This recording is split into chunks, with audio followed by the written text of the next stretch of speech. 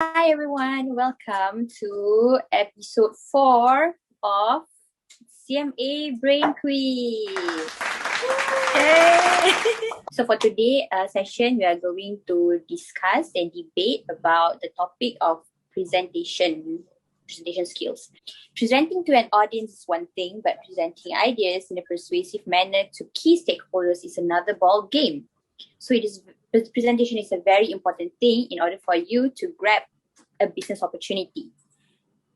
So, shall we proceed to the first question? Yes, Michelle. Let's go. Bring it on. Okay. Okay, so we're going to start with Team A to answer it first. Question number 1. What are the ways to improve one's presentation skill? Go. Body language, eye contact, reading the room before you start presenting. What else? Okay.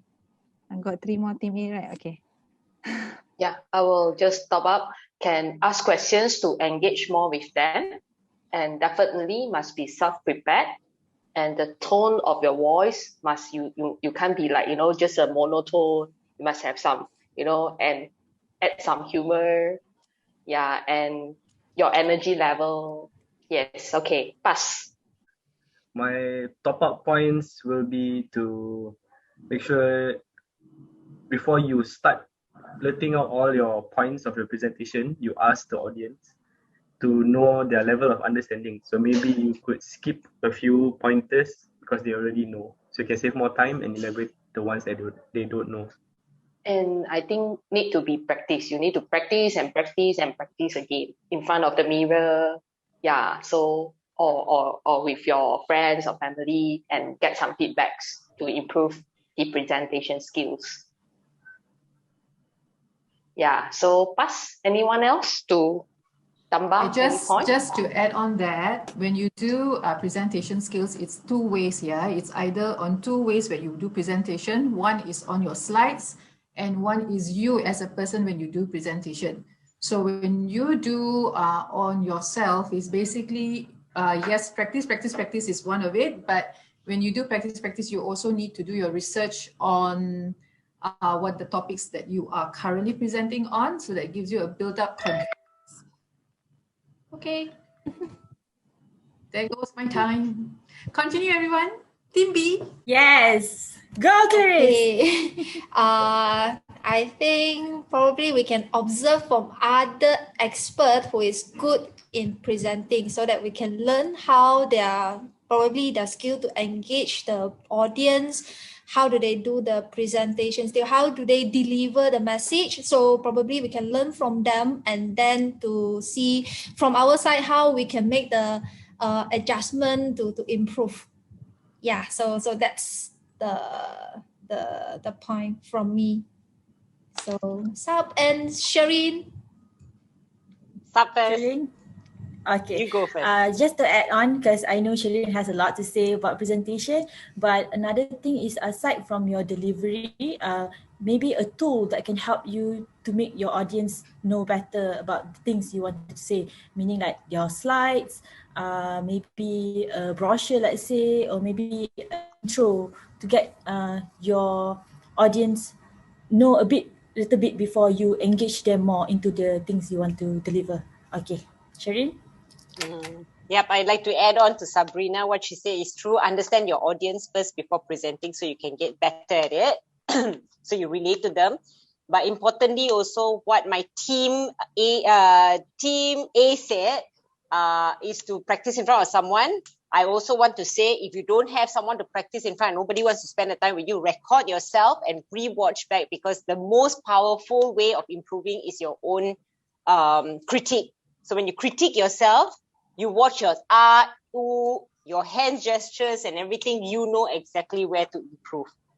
And then you also have to take note of who are in the session because their titles matter. A lot of us don't know which title comes first. So recognizing titles are also important and who to approach first. Done? Okay, very good, both teams. I love both answers. However, one of the teams answer a lot of good answers, but don't exactly only answer towards the end on the ways to improve. Okay, so Team A answer a lot of good. They give me a lot of good answers, but only towards the end they actually answer my question. The first answers that they give is ways to make it a good presentation, but not improve.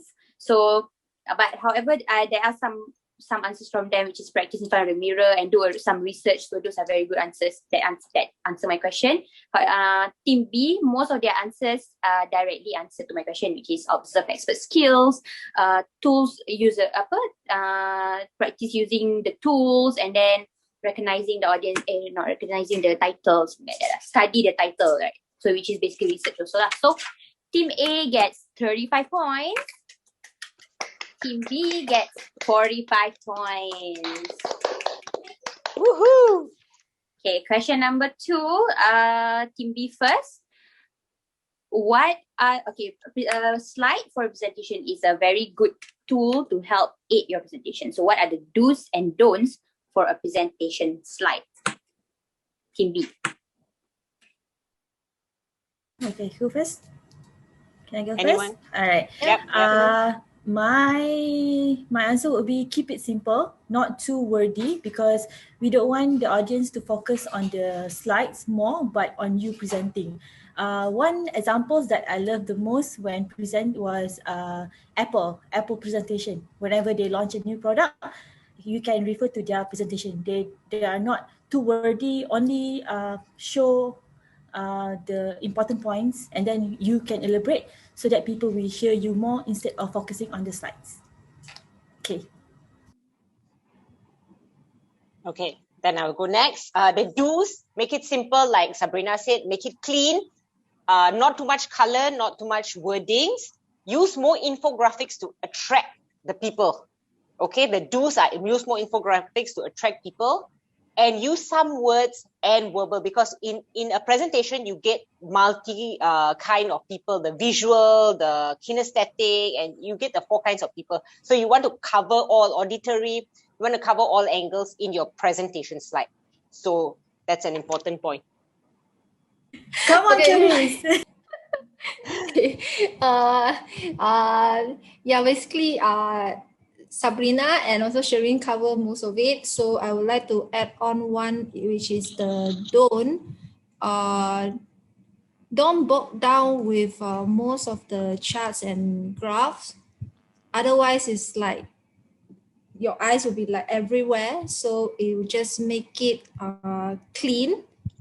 Whereas the contrast of the color as well, so that they can the audience, when they look at the slides, their attention on the slide tend to be longer, rather than they will just move their focus to another side and not interested to look at your slides. So that's from me. Thank you. Okay, thank you, Team B. So Team A, what are the do's and don'ts in a presentation slide? Okay, when you do your slide presentation, the do's is, yes, I would agree with Team B, you keep it simple. Meaning to say is less text and more visuals. That's what it means.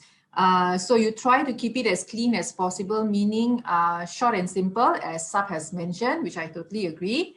The color or tones would normally is best to tie back to the industry, your company that you're presenting to. So it kind of relates and also shows your clients you have actually made your work. You have actually put in the effort to find out about them, and you tie back to the organization. And the other thing is you could do is also go and visit their website. That gives you a hint what they are doing. So that's what normally I would do. Look at their website, look at their color, look at their approach. So that's what you do. So don't try to use too many colors. Maximum will be 3 color points or 4 colors. That's it. Beyond than that, as Clarice has mentioned, it tends to drive the focus elsewhere. Yeah, and as Shireen has mentioned also, your visuals would be like your infographics. Try not to use, if you're taking pictures from online, make sure the pictures are, the pixels doesn't break. right? And then make sure it's a good quality. So you are presenting it, so you want to portray yourself that you are of good quality. You're not taking from somewhere else and putting it out there. So it takes some time of work to be done. So invest in it and it will be all good. Rest of you? The team, please. Can I just tie back what Audrey said just now? As you said, we take the initiative to go to the client's website. Basically, that is the whole team color of that company. So if it, let's say Petronas is using green and also white, so we try to make all the borders in the slides green and white. We just try to play around with that colors only and not more than 3 colors, because it shows that we are paying attention to them. And then also the slide, to attract attention, doesn't have to be so fancy. We do need pictures, but like Audrey said just now, it doesn't have to be like every page got pictures. It'll be too messy already. And we do need to pay more attention on the spacing of the things that we put on a slide, like pictures where to put and then the wording where to put, so that there is a, for the eyes that reading it is not too stressful. That's what I think. Another thing to add is make sure your correction of your spellings. Yeah, that's Do important too. errors. Yeah. Do check that. And a good quality photo. At least Yes. it's not a blur one. Yes. And also, I forget what I want to say. Not to have a lot of animation, I guess. Otherwise it will take transition, time. the transition. I think that is the don'ts that people don't usually realize on that. They think that, oh, a lot of animation shows that we are advanced in technology, something like that. We are cool lah, something creative. But it's kind of annoying that people have to wait for the animation to transform the subject. So yeah. Right. Yes. The colors and must be a contrast lah. I mean the font, the colors of the font and the background should be contrast. Yeah, like what we keep mentioning. Yeah, this is very important. So like it's not too burden for the participants and will not like make them lost their focus. Yeah, and for the animation that Zati mentioned just now, it's just that because like if we keep transit, if we keep moving, have a lot of animations, will tend to make the audience like lost their focus also and attention. So yeah, that's all. Can I redeem the lost 10 points? Technical problem from the jury, so not our fault. Okay, thank you very much for both Team A and Team B. Even though Team A exceeded the time given, but their answers were very good. Team B also give very good answers. So I give Team B 43 marks. Team A give good answers too, but they give even more answers that give me notes. See, I was like writing down like, oh, take note. So Team A gets 50 marks. Yay! Okay, moving on to question number 3. An opening gives a very good first impression to your whole presentation. So please give me the tips to give an impactful opening. Team A. Can I start? Yes. So you may want to use a technique called a fork, meaning not a fork, sorry, a hook. That means you start with a story. That means once you do your research about your client or the presentation, you use some sort of a story where it's called an attention grabber. You use the story in order to grab the attention of your audiences. Once you have learned the energy, the moment you attended, and then you kind of know what kind of story that will actually attract the attention of your audience. So you use a story as an opener, as a hook to capture them, to be engaged with you. So I guess that would be one.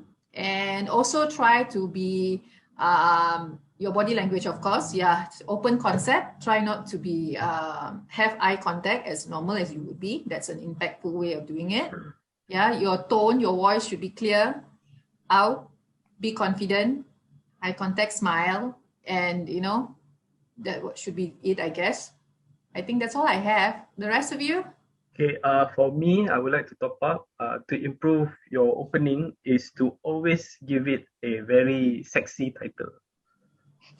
So let's say it's just about how to make burgers. Don't just say, okay, I'm going to teach you how to make burgers. So name it like the juiciest burger you will ever see. So make it very intriguing. That's all for me. Yeah. Okay. I'll just add on. Maybe we can start the opening with can ask the question is like what if scenario. So then they will make people to start thinking and like engage back to you. So it will be okay. All right. Zati. Can I see? Tak sempat. Okay, cepat. Okay, confidence. When you're stepping into the podium is very important. Okay, bye.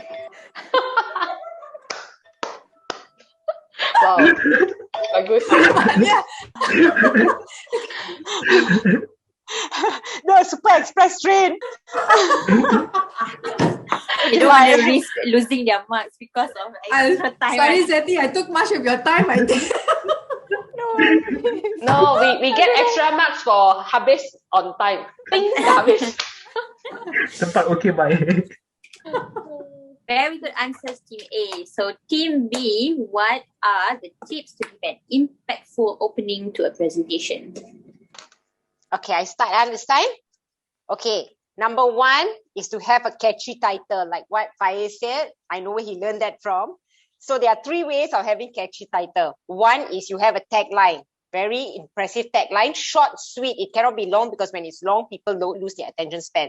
Second is to have a question. And the third way is to have statistics, proven statistics to give to them. These all are attention grabbers.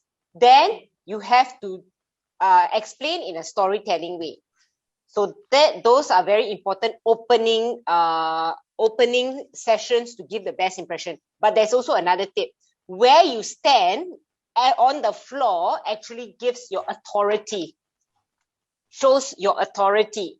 So you want to also look at where you want to stand when you're giving a presentation so that people are always listening out to you. So that's that's another way to give good impression. The third thing is, as you walk in the room, within 6 seconds is when people sum you up already. So your dressing gives a very first impression about the presenter. So on to you guys. Go, Clarice. Okay, I just add, I agree with what Shirin has said, and also Team A, that the first thing when you're starting a presentation, you must grab their attention first so that they will be engaging on you. So another thing that Faiz has told me, has spoken about is asking questions, right? Oh, okay. So other than the what if questions, maybe you can engage with the participants, or maybe 1 or 2 for a short period of time, just to get the attention on them, and then they will focus on you. Okay, Clarice? Okay, I agree with Team A and Team B, as long as you don't do the opening as the usual one. Thank you.